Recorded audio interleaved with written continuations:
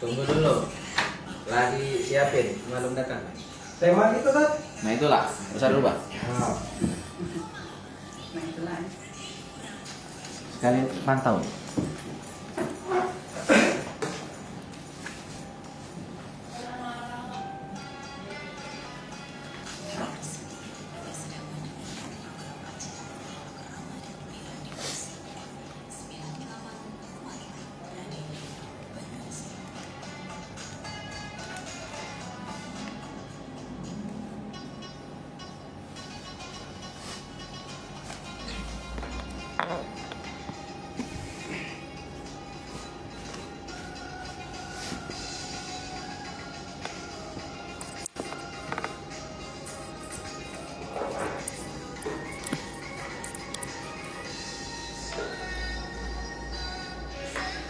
Assalamualaikum warahmatullahi wabarakatuh. Selamat sore pemirsa kaum muslimin dan muslimat dimanapun Anda berada. Senang dan berbahagia sekali kami dapat kembali hadir menyapa ruang dengar Anda untuk program acara Dialog Ramadan bersama Majelis Ulama Indonesia Kabupaten Banyuasin, dan juga untuk edisi siang hari ini mendengar sedia yaitu Sabtu 24 Ramadan 1444 Hijriah atau juga bertepatan pada 15 April 2023.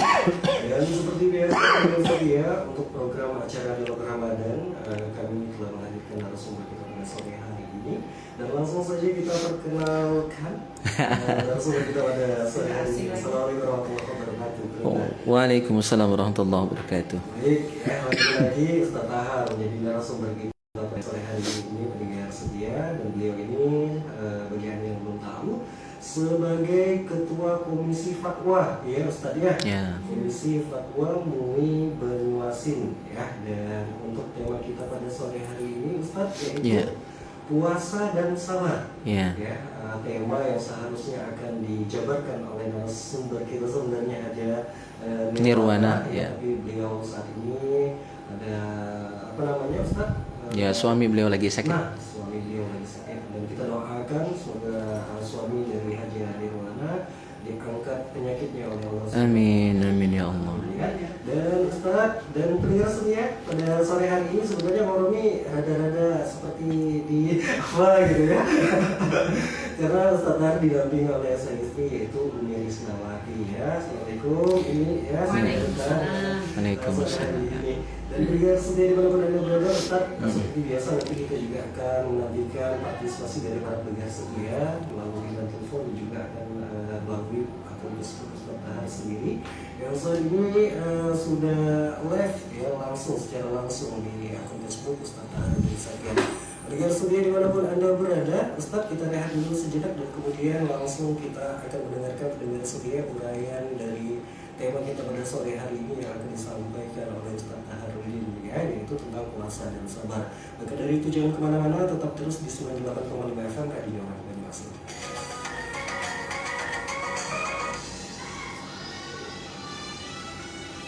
Wah, ini ya. Feedback ya. Ini yang Ustaz.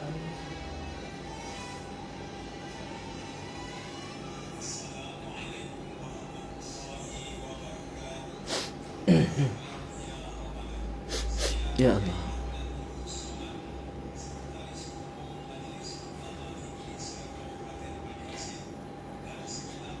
Elah. Lagi pas tanya jawab.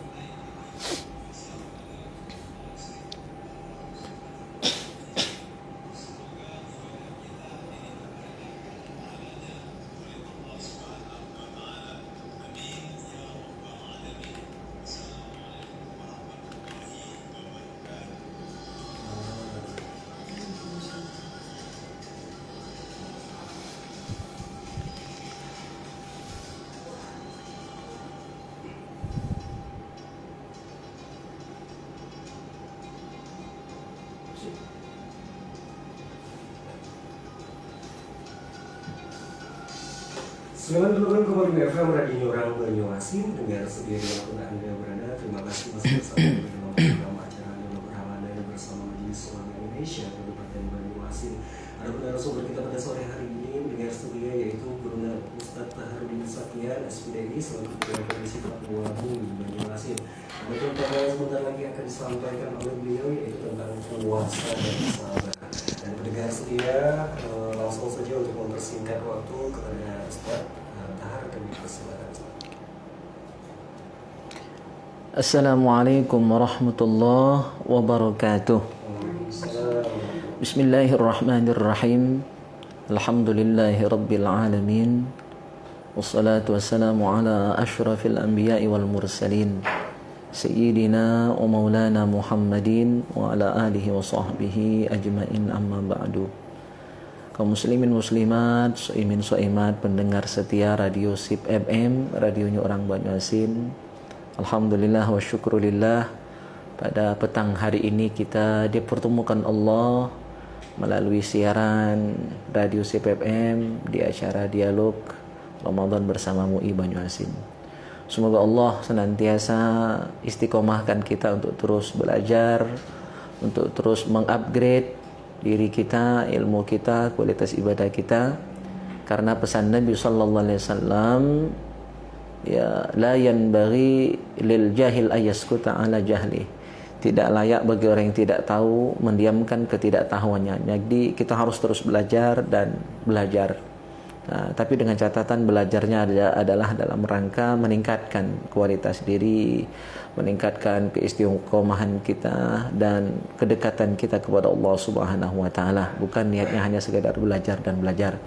Maka majelis-majelis ta'lim diadakan, termasuk dialog ini dilaksanakan yang sudah tahun ke-8 atau ke-9 ya, sejak 2015. Salah satu yang ingin dicapai adalah peningkatan kualitas diri kita selaku mukmin mukminah, muslimin muslimah. Itu target kita insyaallah ya. Yang kedua tentu salawat dan salam semoga senantiasa tercurah limpahkan ke hadirat junjungan kita Nabi Muhammad sallallahu alaihi wasallam beserta keluarga, sahabat dan umat beliau hingga akhir zaman. Pendengar setia dimanapun berada, hari ini kami hadir alhamdulillah bersama istri, sedikit mana si jomblo yang ada di depan kami ini. Ya, dan alhamdulillah kami selalu bersama, ngajar di Ujung Tanjung, Ponpes Nurul Iman bersama, di Ahlul Qura juga bersama, apalagi di rumah ya, alhamdulillah. Itulah asiknya sudah menikah. Jadi kami pacarannya setelah menikah, jadi kemana-mana selalu bersama. Bang Romi, ya. Alhamdulillah itu. Dan walaupun sedikit terkacar-kacar tadi hadir ke sini karena kami baru pulang dari takziah, untungnya dekat sini, 40 hari meninggalnya Nakanda seperti Ratim ya, bin Karsim ya, dan kebetulan juga ternyata pemateri hari ini tidak bisa hadir, dan kebetulan dari kebetulan itu adalah tema hari ini tentang puasa dan sabar. Jadi ya kayak nyambung semua ini. Pemateri kita tidak hadir, yang seharusnya adalah Hajah Nirwana Komar, suami beliau Kanda Haji Komarudin baru pulang dari rumah sakit ya, jadi tidak sempat, mungkin masih ngos-ngosan ya, baru pulang dari rumah sakit ya karena suaminya sakit. Tentu sebagai seorang istri yang setia harus merawat ya suaminya yang sedang sakit. Jadi tadi takziah meninggal, terus pematerinya sakit. Materi kita juga hari ini tentang sabar. Nah, di situ nyambungnya. Dan saya pun lagi tidak fresh benar nih, lagi pilek. Udah 2 hari ini sakit gorokan sebenarnya. Nah, maka di sini saya ingat qaul dari Umar bin Khattab radhiyallahu an terkait tema kita hari ini tentang musibah. Seluruhnya itu musibah, Bang Romi ya. Seluruh yang menimpa umat Nabi Muhammad, hamba Allah, baik enak ataupun tidak enak, itu musibah. Karena dalam Al-Quran disebutkan wa nabluukum bisyarri wal khairi fitnah. Sungguh akan kami uji kalian ya manusia itu bisyarri wal khair, dengan yang tidak enak dan yang enak. Berarti yang menyenangkan dan tidak menyenangkan, kesulitan dan kemudahan, jomblo dan tidak jomblo, buntu tidak buntu, miskin ataupun kaya, punya jabatan atau tidak punya jabatan sama sekali. Itu adalah ujian dari Allah Subhanahu wa taala. Tinggal ya, Islam itu kan isinya 2 inti sebenarnya, sabar dan syukur. Kalau ujian nikmat Ujian yang enak-enak, kita dituntut untuk bersyukur kepada Allah Subhanahu wa taala. Kalau dengan nikmat tadi kita bersyukur, berarti kita lulus ujian. Jadi nikmat itu ujian, pangkat ujian, jabatan ujian, ya harta ujian, ilmu ujian, ada kepacaan kayak Bang Romi bisa jadi penyiar itu ujian, ya, gitu.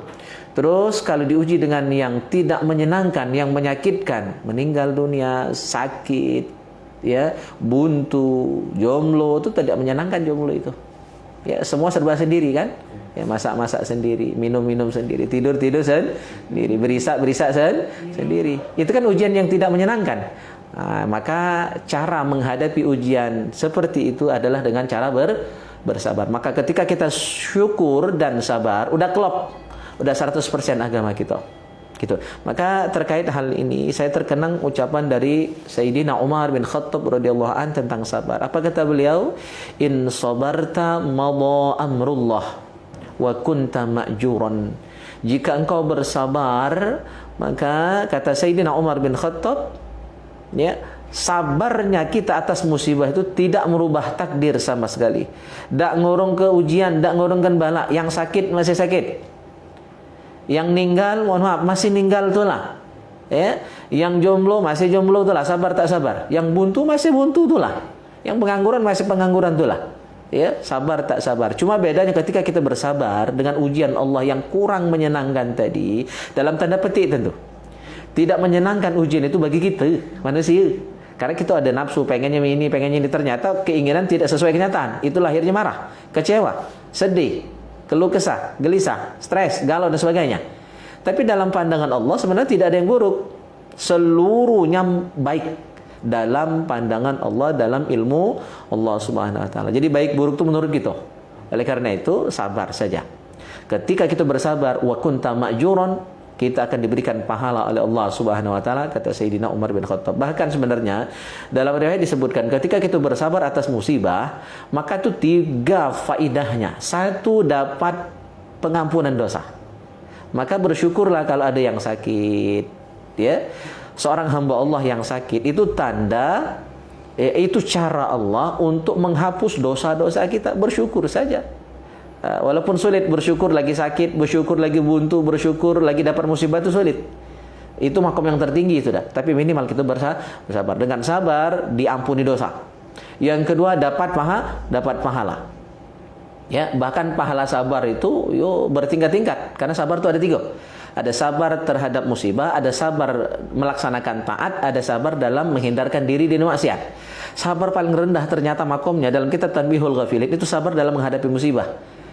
Derajatnya 300 derajat. Yang kedua, sabar nomor 2 adalah sabar dalam taat. Sabar dengar ceramah walaupun biasa dusun, sabar dalam melaksanakan puasa, sabar ketika sholat, sabar ketika melaksanakan umroh dan haji.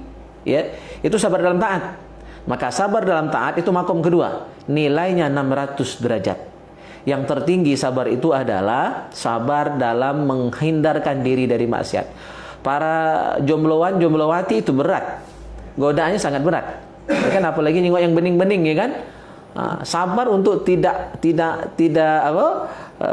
liar, matanya melihat yang bening-bening tadi, itu sabar dalam menghindarkan diri dari maksiat. Maka nilainya Bang Romi sebagai jomblo, nilai sabar dalam menghindari maksiat tadi adalah 900 derajat. Lebih tinggi makomnya. Nah, tadi saya sampaikan orang yang sabar itu 1 dapat pengampunan dosa, yang kedua dapat pahala, yang ketiga naik makom, naik derajat, lebih mulia di sisi Allah Subhanahu wa taala.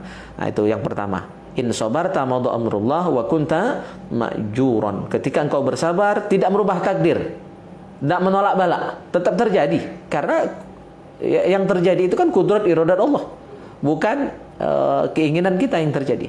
Kalau pengennya gitu nak lemak terus, makan nak lemak, tidur nak nyenyak, bini nak belagak, rumah nak besar, mobil nak banyak, ya, mati nak masuk surga pula kan. Itu kena kita. Lempeng baik, padahal kan tidak. Ya, kehidupan itu naik turun, ya, bagaikan roda pedati. Yang kedua kata Sayyidina Umar, wa in jazi'ta madha amrullah wa kunta ma'zuran. Ketika engkau berkeluh kesah, ya, galau, stres, marah, tidak menerima qada qadar Allah, tak menerima ketentuan Allah. Ngapa aku sakit, ngapa aku buntu, ngapa aku tak lagi menjabat nyalon, misalnya tak terpilih lagi, jadi RT misalnya tak terpilih kan, misalnya jadi ketua masjid tak lagi, misalnya waktu pemilihan tak terpilih, tak masuk masjid lagi misalnya kan. Ngapa berkeluh kesah, marah-marah seperti itu? Itu tak merubah takdir, kata Umar. Ya, madha amrullah, takdir tetap berjalan, takdir tetap terjadi, bahkan rugi. Wa kunta ma'zuron, dapat dosa, urung dapat pahala, urung naik kelas, urung naik makom. Maka kaitan dengan tema kita hari ini, puasa dan sabar, puasa itu adalah bagian dari sabar. Oleh karena itu kata hadis bahwa puasa itu seperempat sabar. Karena sabar itu separuh daripada iman, separuhnya lagi tadi syukur. Jadi iman itu isinya dua, sabar dan syukur. Jadi dengan kita bersabar berarti 50% dari iman kita sudah terpenuhi. Dengan bersyukur 50%-nya lagi. Maka kalau dua-duanya 100% iman kita sudah klop. Dan puasa itu adalah bagian dari sabar. Berarti kata ulama, puasa itu adalah seperempat dari keimanan kita kepada Allah Subhanahu wa taala. Di Al-Qur'an ada ayat, innama yuwaffas sabiruna ajrahum bighairi hisab. Orang yang bersabar itu balasannya, pahalanya dari Allah Subhanahu wa taala bighairi hisab, tak terhingga, tak terhitung. Nah, ulama tafsir menyatakan sabar yang dimaksud dalam ayat ini adalah as-siyam, berpuasa di bulan suci Ramadan, dan tentu juga puasa-puasa sunnah lainnya. Barangkali sebagai pengantar dari dialog kita pada petang hari ini, Bang Romi, cukup ini dulu ya, bisa kita lanjutkan dengan tanya jawab. Baik, terima kasih Ustaz untuk penjabaran pada tema sore hari ini, pendengar setia, yaitu puasa dan sabar ya, yang sudah dijelaskan oleh Ustaz Taharudin. Dan pendengar setia dimanapun Anda berada, bagi Anda yang ingin bergabung pada sore hari ini, langsung saja di beberapa alternatif, yaitu di 0711891434 ataupun di via akun Facebook ya. Boleh di akun Facebook Ustaz Taharudin ataupun Radio Sarina Bersama FM. Tapi sebelum itu Ustaz, kita rehat dulu sejenak, dan pendengar setia jangan kemana-mana, tetap terus di 98,5 FM Radio Sarina.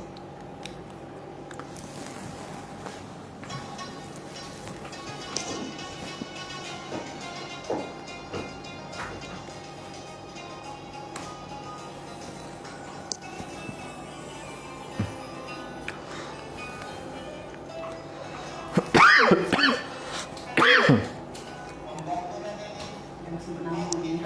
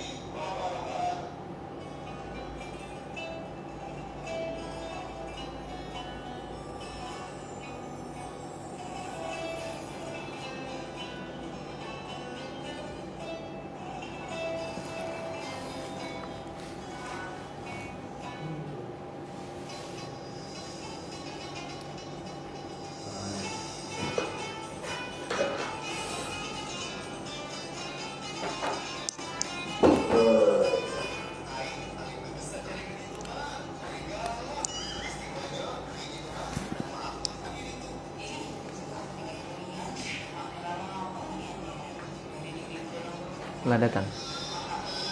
Dan itu Seliwan.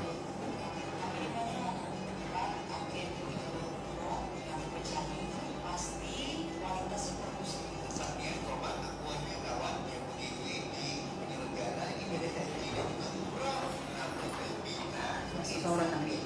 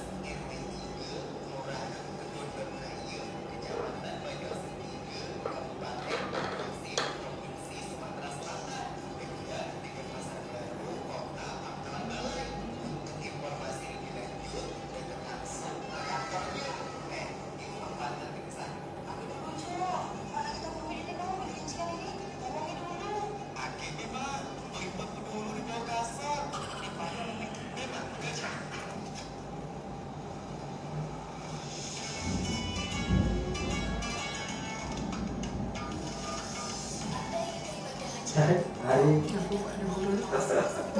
aman insyaallah. Amin. Allahumma salimna wal muslimin.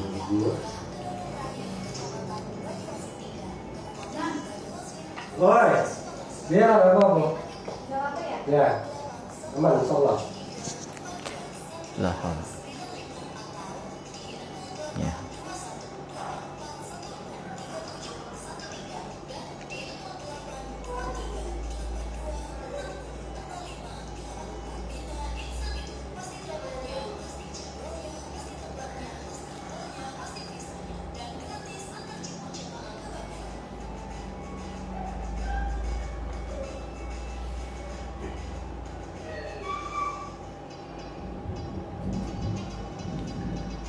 Masih dari konsumsi yang jam bergerak 39 Pangkalan Balai Banyuasin. Pendengar setia dimanapun Anda berada, terima kasih masih bersama kami dalam program acara Dialog Kerawanan bersama Majelis Ulama Indonesia Kabupaten Banyuasin.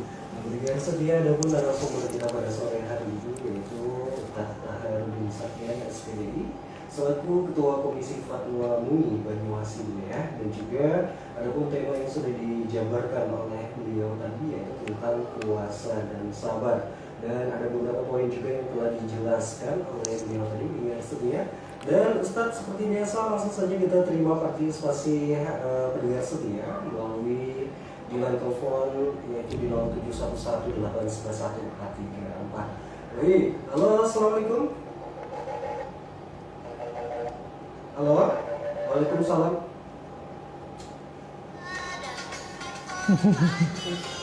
Dan sebelum itu kami mau kasih himbauan dulu bagi para pendengar setia agar ketika nelfon itu dijauhkan dari radionya atau radionya dikecilkan terlebih dahulu ya, karena feedback gitu ya, mengurangi kejelasan dari suara para pendengar setia itu sendiri.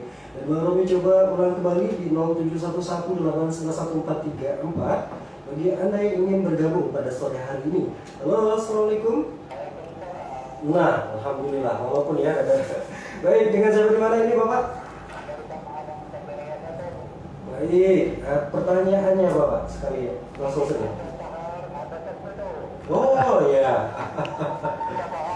Ya. Waalaikumsalam warahmatullahi. Oh iya. Ya. Iya. Iya.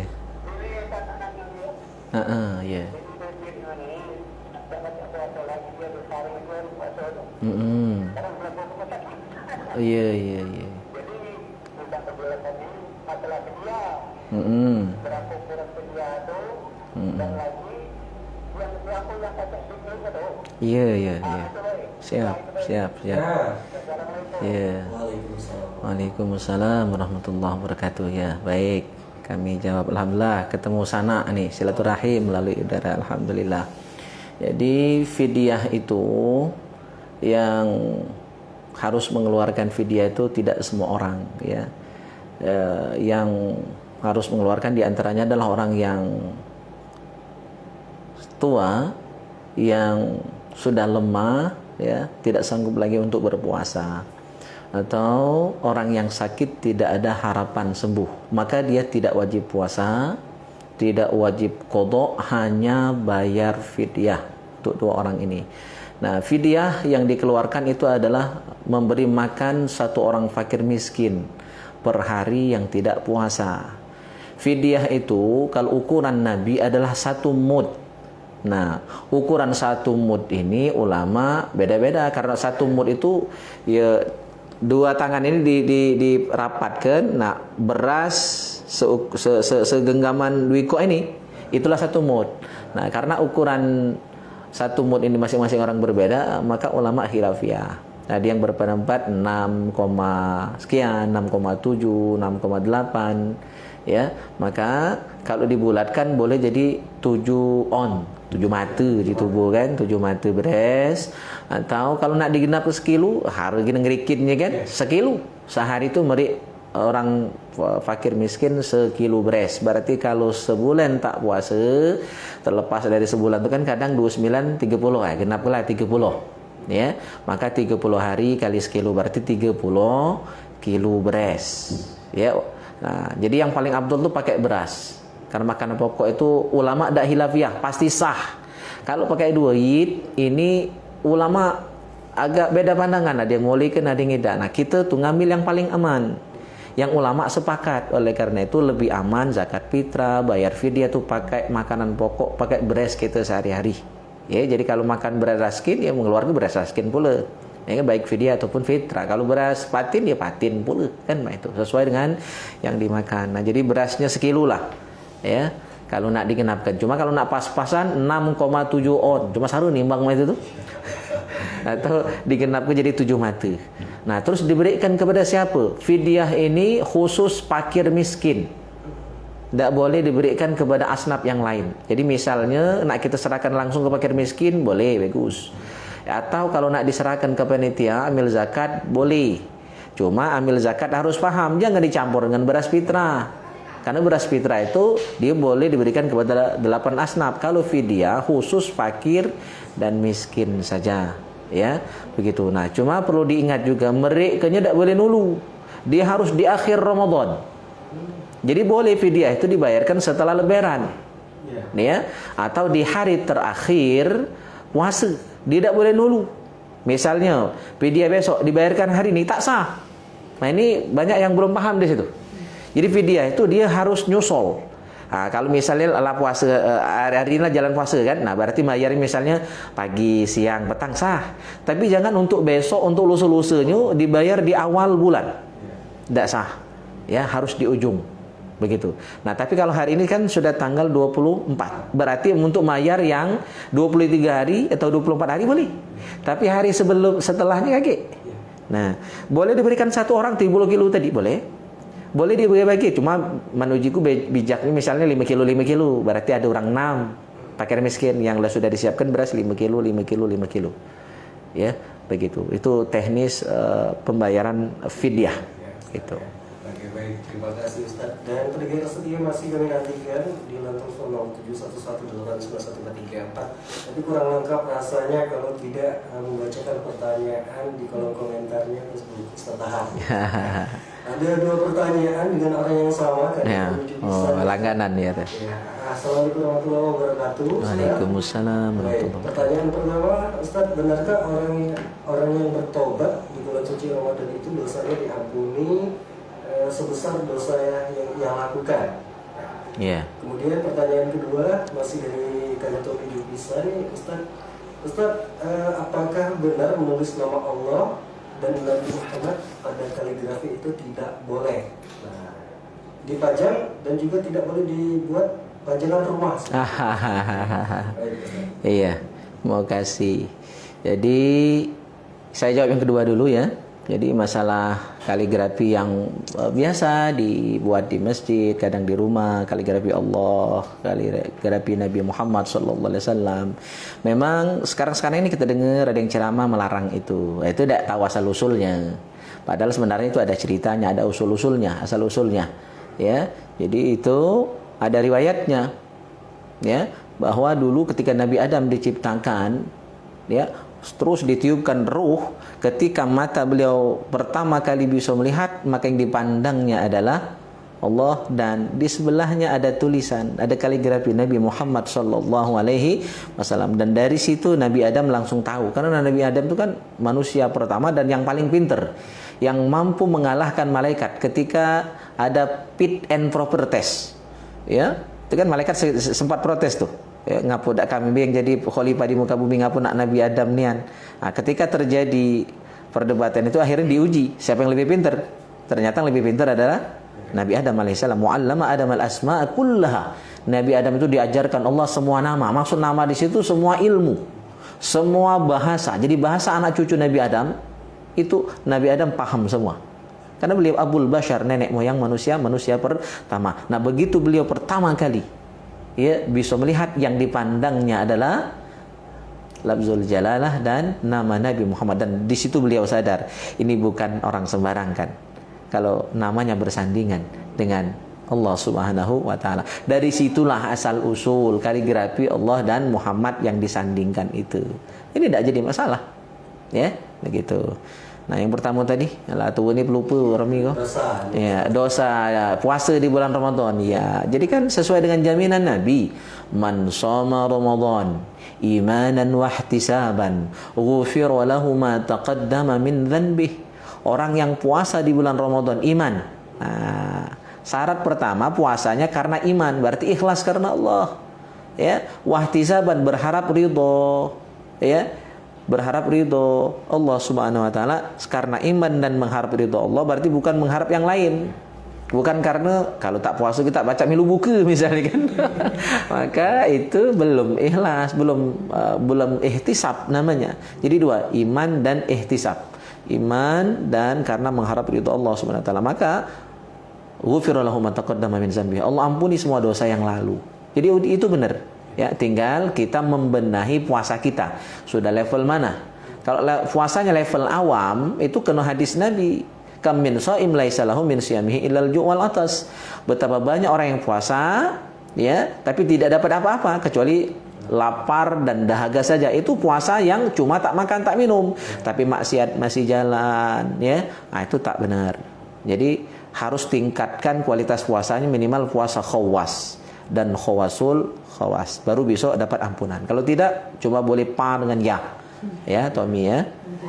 Oke, baik, terima kasih Ustaz untuk jawaban dari pertanyaan Kanda Tommy Jupisa ya. Iya. Insya Allah selalu hadir itu Ustaz ya. Standby. Baik, 81143. Halo, assalamualaikum. Waalaikumsalam. Dengan Bu Ida. siapa ini? Rahel Ustaz Rahel udah hafal sudah. Ibu Ida. Waalaikumsalam warahmatullahi wabarakatuh.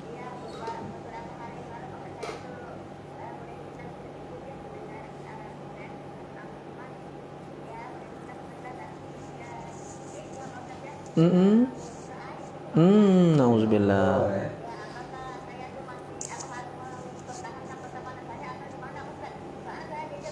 Manusiawi. Iya. Oke.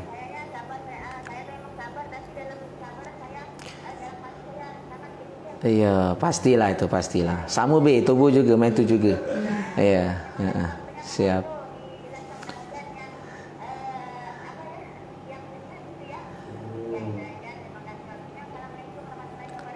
Waalaikumsalam warahmatullahi wabarakatuh. Ya, mungkar aib.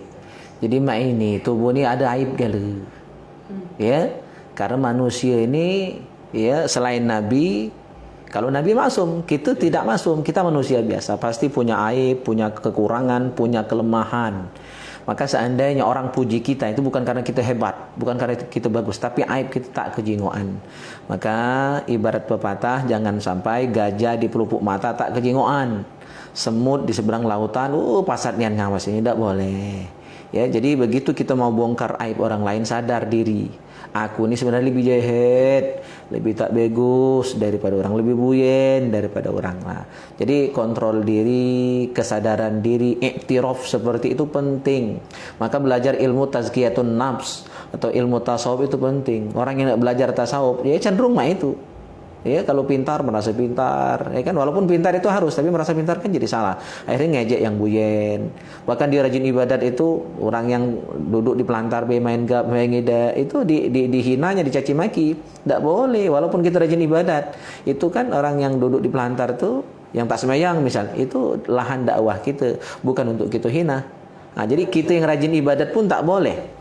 Ya, tak boleh meremehkan, menghina orang yang belum ibadat. Itu tugas kita untuk menyadarkan mereka. Jadi pesan Nabi SAW, tuba liman syaghalahu aibuhu an uyubin nas. Ya, beruntunglah orang, ya, orang yang aib dirinya membuat dia sibuk. Jadi sibuk ngurusi aib diri dewek, sibuk ngurusi aib dirinya sendiri, sehingga dia lupa dengan aib orang lain, tak sibuk mikirkan salah orang, aib orang, dosa orang, karena dosanya dewek lebih banyak, dia sadar itu. Oleh karena itu, karena dia sadar masalahnya juga lebih banyak, maka dia malu nak bongkar dan aib dan salah orang lain. Maka penting ditumbuhkan sikap seperti itu, mawas diri. Ya, malu nak bongkar aib orang. Lagi pula itu boleh dosa. Ya, boleh dosa. Oke, baik, terima kasih Ustaz. Jawaban dari pertanyaan Ibu Ida ya. Dan kita sepertinya rehat dulu sejenak Oke. Ustaz ya, dan bakal balik lagi dan pendengar setia jika kemana-mana tetap terus di 98,5 FM Radio Indonesia. Ada dari WA. Dari WA ya. Itu bang.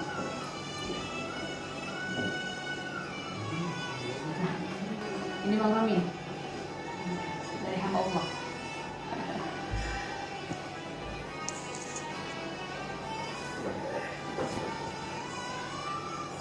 Menerima zakat tapi merokok di masjid.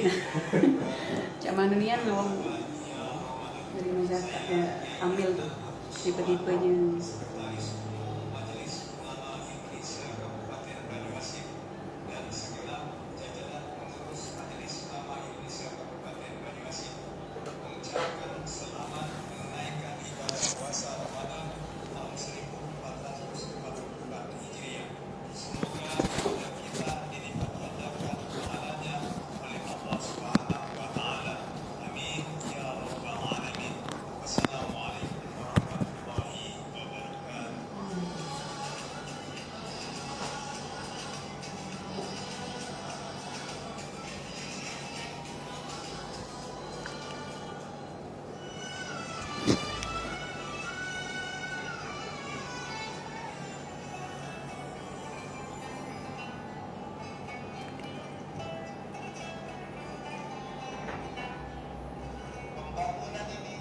Untuk kuliah ya, yang bagus remote ya. Siap. Kudut.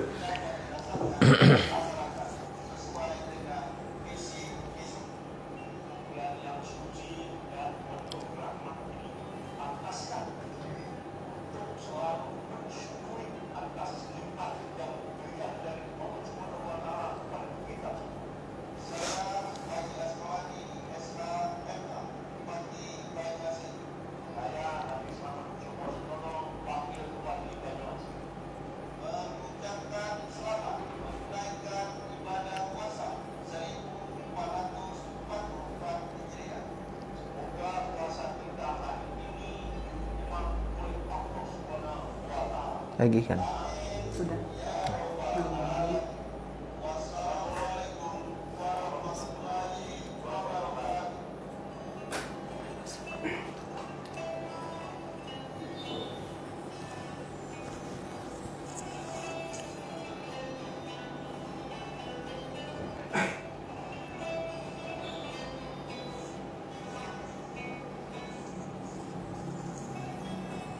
Loh, Masih.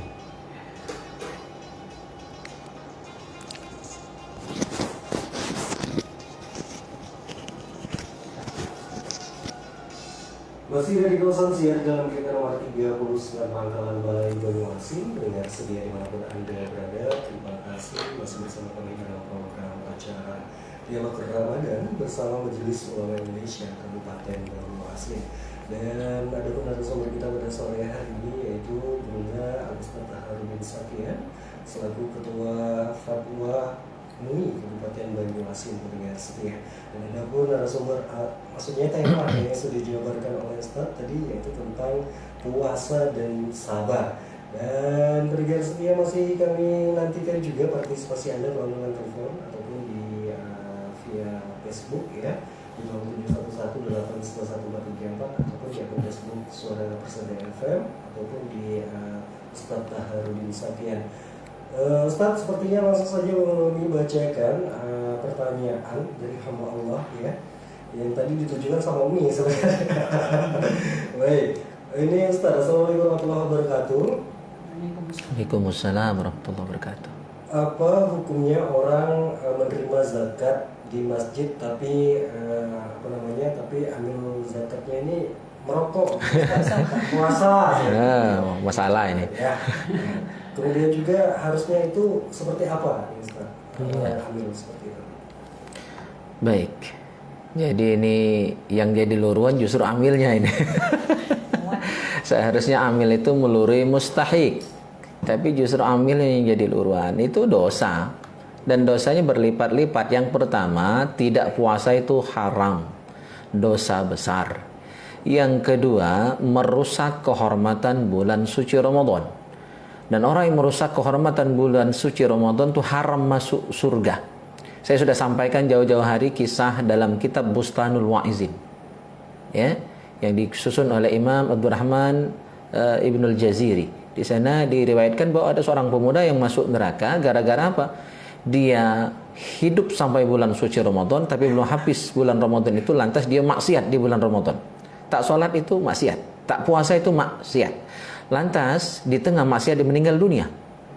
Oleh karena itu dia digebuki oleh malaikat, dan ketika Rasulullah kasihan melihat umatnya yang digebuki oleh malaikat tadi, Rasulullah bertanya, apa salah pemuda ini?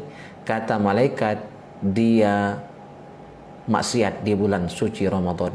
Maka Rasulullah menyampaikan kepada Allah, minta diberi syafaat pemuda ini karena beliau sayang dengan umatnya. Tapi apa kata Allah? Lahu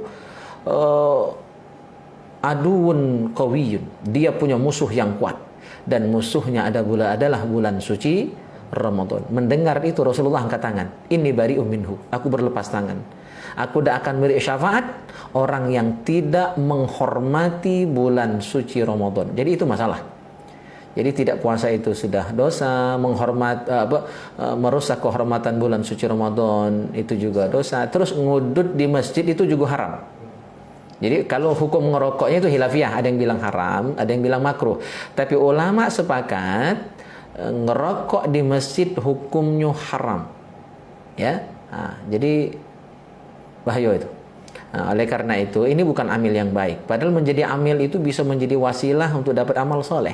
Dan nilainya kata Nabi dalam kitab Khosais al-Ummah al-Muhammadiyah, amil zakat itu adalah bagaikan orang yang berjihad fisabilillah.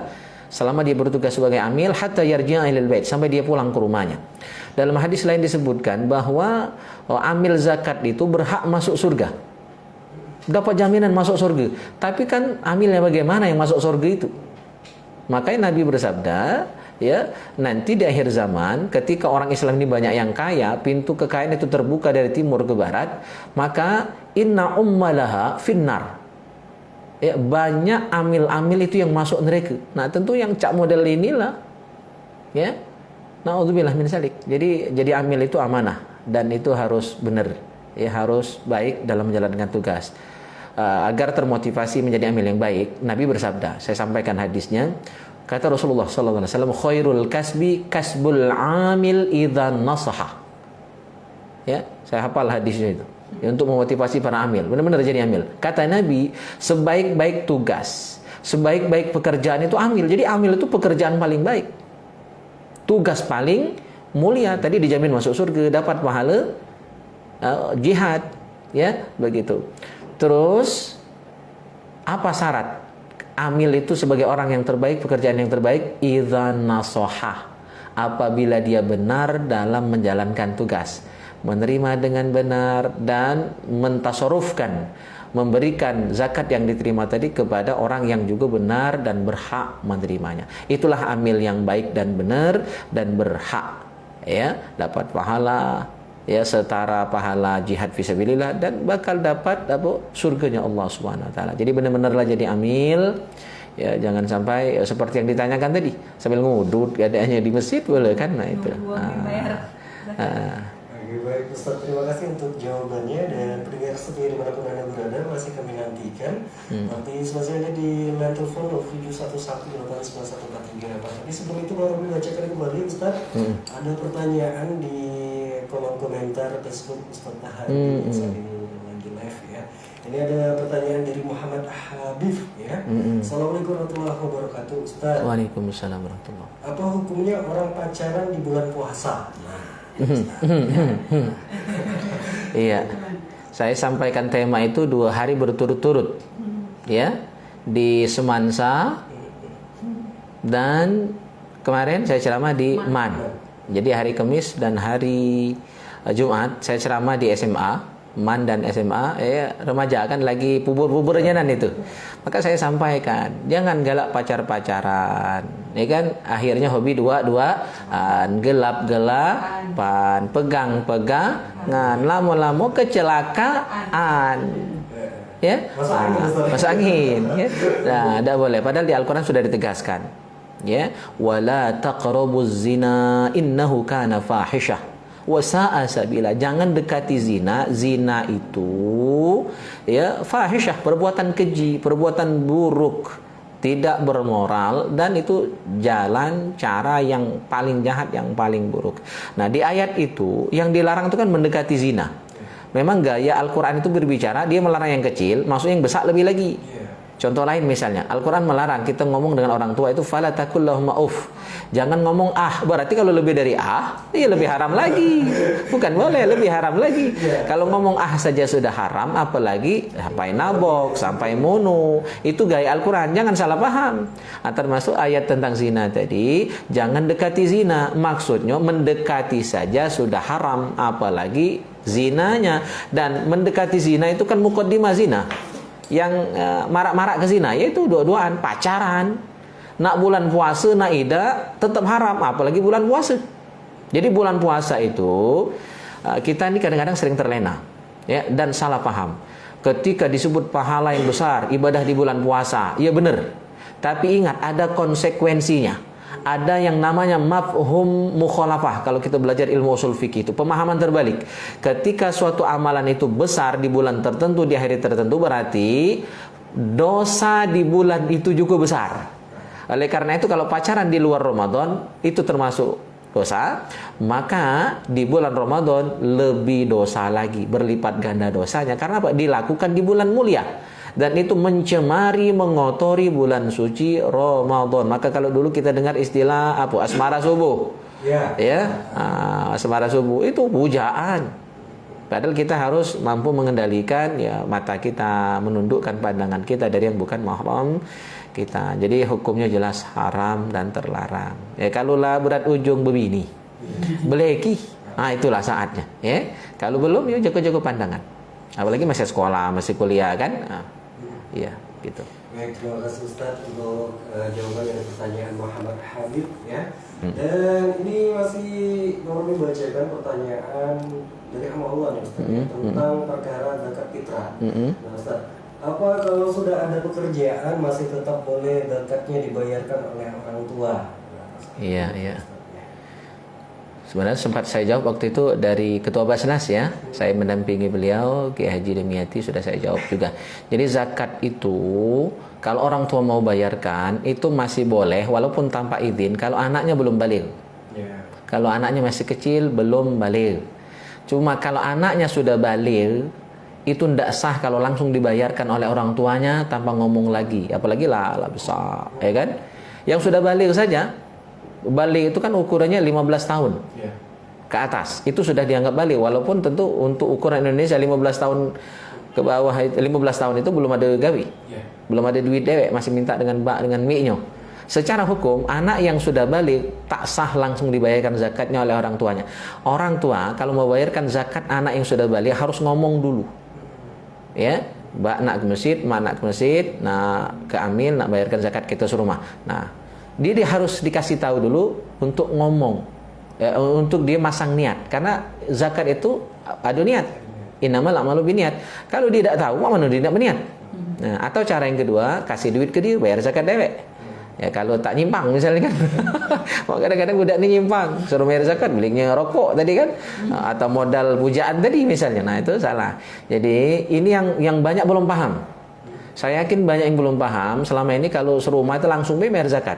Padahal anaknya sudah baligh. Termasuk anak yang sudah baligh itu tidak wajib dinafkahi oleh orang tuanya. Jadi kalau anak lah besar itu nyari nafkah dewek sebenarnya dalam Islam. Cuma oleh orang tua masih sayang.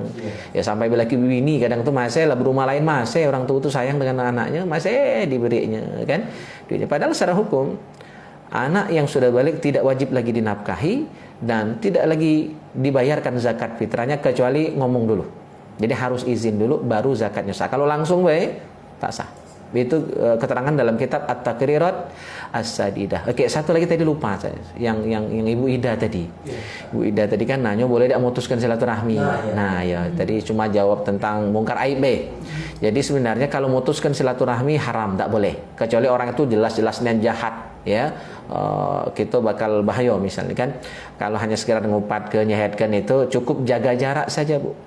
Ya, jangan akrabnya dengan orang model itu. Kalau orang galak ngupatkan orang lain di depan tubuh, kita kaget hari lain diupatkannya pula. Nah, dengan orang-orang seperti itu jaga jarak. Bukan mutus ke silaturahmi. Kalau mutus ke silaturahmi, tidak ketemunya, tidak seteguran, itu haram. Ya, kata Nabi, la yadkhulul jannah qati'un. Tak akan masuk surga orang yang memutuskan silaturahim. Jadi bahasanya bukan tak seteguran, bukan tak mutus ke silaturahmi. Ya, tapi jago jarak. Ya, ketemu tetap salam, tetap say hello, tetap ngobrol, cuma ada akrabnya.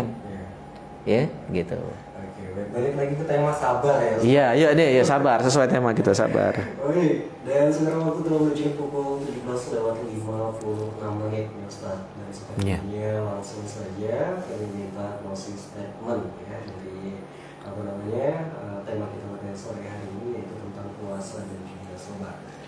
Silakan Ustaz. Ya. Jadi pendengar setia dimanapun berada, tibalah kita pada bagian akhir dari dialog kita pada sore hari ini tentang puasa dan sabar. Jadi puasa dan sabar itu dia hubungannya adalah hubungan interdependensi, saling terkait. Sabar itu bentuknya melalui puasa, puasa itu bagian dari kesabaran. Ya, oleh karena itu bulan Ramadan ini adalah bulan kita untuk melatih kesabaran, ya. Tetap bersabar juga nanti ketika berbuka. Kadang-kadang kita sabar ketika berpuasa tapi tidak sabar ketika berbuka. Maka disindir oleh Imam Ghazali dalam Ihya-nya itu, akhirnya makan pagi, makan siang, makan malam bergabung jadi satu. Akhirnya saya istilahkan di pondok itu jamak takhir makannya itu. Digabung di waktu malam. Nah, itu sama dengan tidak juga. Jadi tetap dibutuhkan kesabaran itu setelah selesai kita melaksanakan ibadah. Oleh karena itu sabar itu sebelum melaksanakan ibadahnya. Yang kedua, ketika sedang melaksanakan ibadah itu butuh kesabaran, dan setelah selesai prosesi ibadah itu juga butuh sabar. Sebagaimana tadi saya katakan, sabar itu 3 tingkat. Sabar dalam menghadapi musibah, sabar dalam taat, ya, sabar dalam menghindarkan diri dari maksiat. Insyaallah dengan kita bersabar ini bisa menjadi wasilah kita untuk menjadi hamba yang disayang dan yang diridhoi oleh Allah Subhanahu wa taala. Karena kita sadar semuanya baik buruk, enak tak enak itu dari Allah. Maka kalau kita berkeluh kesah, walaupun manusiawi berkeluh kesah, cuma jangan lama-lama. Astagfirullah, cepat sadar. Saya kadang juga ini tanya sama Umi, karena saya juga ada sehat-sehatnya. Ya, kadang-kadang juga berkeluh kesah, cuma diingatkan oleh istri, dan saya juga sadar, ya Allah, astagfirullah. Ya, keceplosan. Nah, tapi cepat sadar. Kenapa kita tidak boleh berkeluh kesah? Karena ujian itu dari Allah. Ya. Jadi Allah menguji kita dengan enak dan tidak enak tadi. Wa nabluukum bisyarri wal khairi fitnah. Kalau diuji dengan enak kita bersyukur, kalau diuji dengan yang tidak enak, yang tidak menyenangkan, yang menyakitkan, maka kita bersabar. Dengan 2 sayap ini, sabar, syukur dan sabar, insyaallah kita akan diampuni Allah dosa kita, diberikan pahala, dinaikkan derajat kita, ya, akan disayang dan diridhai Allah Subhanahu wa taala. Amin. Allahumma amin. Ini saja yang dapat kami sampaikan, lebih dan kurangnya mohon maaf. Akhirul kalam billahi taufik wal hidayah war ridha wal inayah. Wassalamualaikum warahmatullahi wabarakatuh. Waalaikumsalam warahmatullahi wabarakatuh. Baik, terima kasih Ustaz. Sama-sama. Sore hari ini berbagi kesempatan hadir dan terima sedia untuk juga masuk lagi yang akan disajikan ke ruang dengar Anda, yaitu jadwal waktu sholat maghrib atau waktu berbuka untuk hari ini lebih tersedia jatuh pada pukul 18:07 waktu Indonesia bagian barat. Dan akhirnya dari kawasan Sigat dalam mereka nomor 39 Jalan Balai Medwasi, saya ingin tugas kami untuk diri dan juga terus kita yang bersama. Wassalamualaikum warahmatullahi wabarakatuh.